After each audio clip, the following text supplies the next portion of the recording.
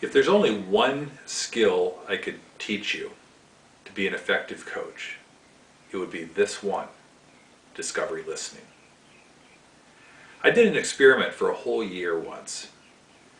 When at my seminar work that I was doing, I was on the road a lot.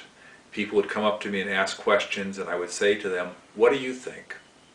And then I would unpack their thinking. I would stop periodically and summarize what I'm hearing them say without evaluating it, without interpreting it.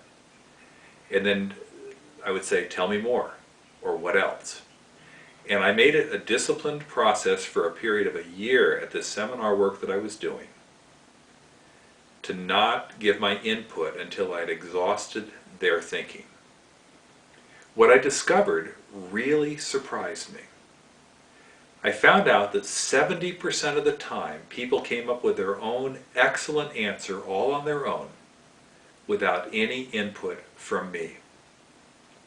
What was hilarious about it was half the time they would thank me for my wisdom or my input. And all I'd given them was the gift of listening.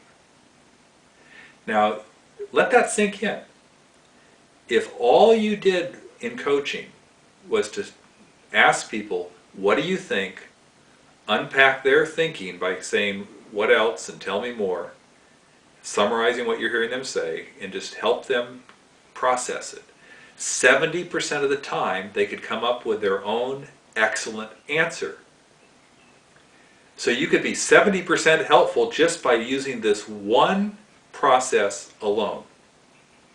That is the power of discovery listening.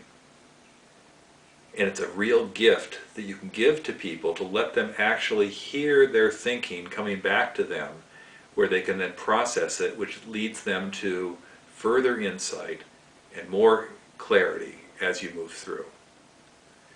Now, coaching is more than just doing that, of course, but I just wanted to sink in for you that this is the fundamental tool that you can use that will be of maximum help, and it's actually pretty simple to learn how to do this. Let's look a little closer at the actual process of discovery listening.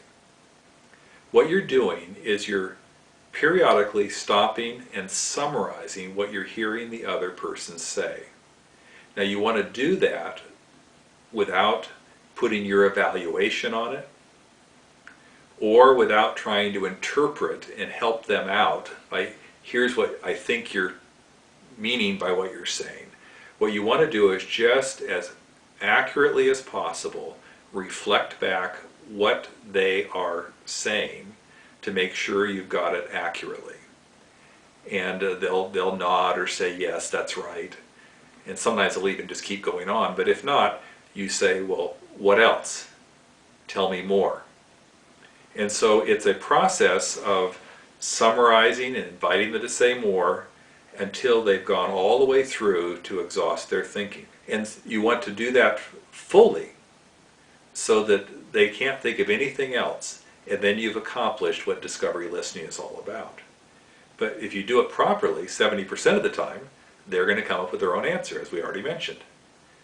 So that's the key skill of discovery listening.